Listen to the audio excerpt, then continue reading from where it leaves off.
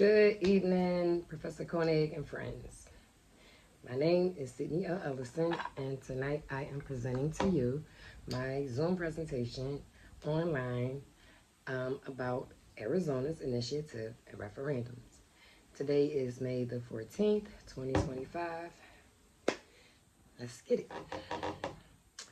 Okay, my first slide is about the definition of the initiative and the referendum, which is technically my take on direct democracy. The initiative means the process by which Arizona voters can propose new laws or amendments to the state's constitution by gathering signatures and placing the measures on the ballot. The referendum is the process by which Arizona voters can approve or reject a law passed by the state's legislature. Now, both are outlined in Article 4, Part 1 of the Arizona Constitution and can emphasize the people's rights to participate directly in the legislative process. Side note, the Article 4 states that the legislator shall not have power to appropriate or divert funds created or allocated to a specific purpose by an initiative measure that also improves a tax that is approved by 60% of the votes cast thereon, or by a referendum measure that also approves a tax that is decided by 60% of the votes cast therefore. Slide 3 is based on how the initiatives and referendums are created.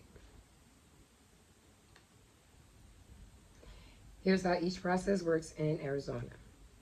The initiative process. First, a political committee is formed. Next, an application is filed with the Secretary of State, including the text of the proposed measure. Petitions are circulated to gather a number of signatures from registered voters, and they're submitted to the Secretary of State for a valid review. If enough valid signatures, again, are collected, the measure is then placed on the next general election ballot. The referendum process is similar to the initiative process. However, a referendum can be placed by the legislator or a citizen-driven popular vote. For a popular referendum, citizens can petition to refer a recently passed law to voters. If enough valid signatures are collected, the law is put on hold till voters decide. Side note, they must collect enough signatures equal to 5% of the votes cast in the last governor's election within 90 days of the adjournment. Slide 4 is about comparing and contrasting the initiatives and referendums. For comparison's sake, both are forms of direct democracy and allowing voters to decide on the laws. Both require a petition process with the gathering of signatures. Both place measure on a general election ballot, and both are administered by the state secretary. In contrast, the initiative proposes new laws or constitutional amendments. The referendum challenges existing laws passed by the legislature or Congress. They have different signatures requirements, and they also have different deadlines for submitting the petitions. I would think that all of this is to say that the initiatives create new laws and the referendum pretty much reviews laws. Okay, next.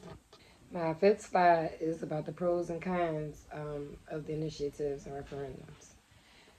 So the pros of the initiatives are citizens can bypass a gridlock or unresponsive legislator, and it encourages civic engagements as well as political activism, meaning it allows for minority voices to introduce reform and encourages public debate.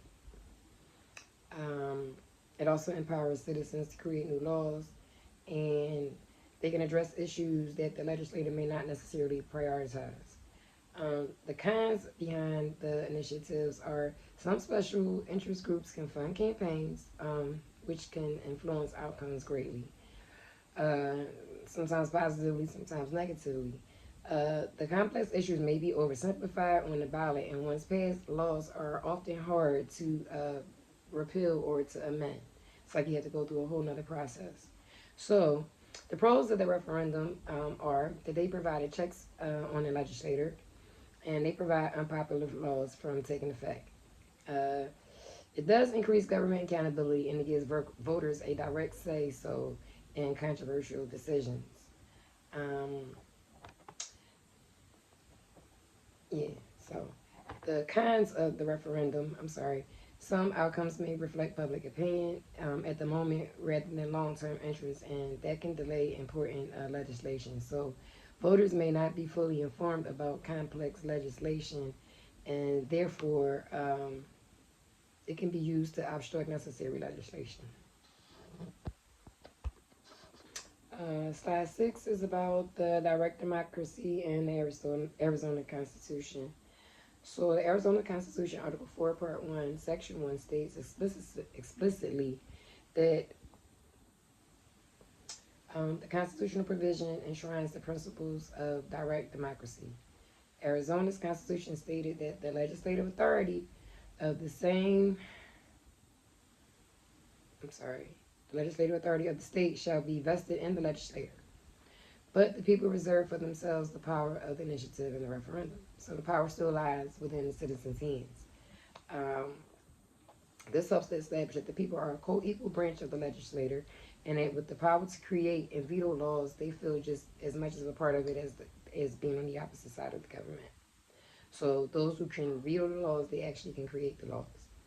The inclusion of these powers in the Constitution reflects Arizona's commitment to citizen participation in the government, which is probably why they do take the lead in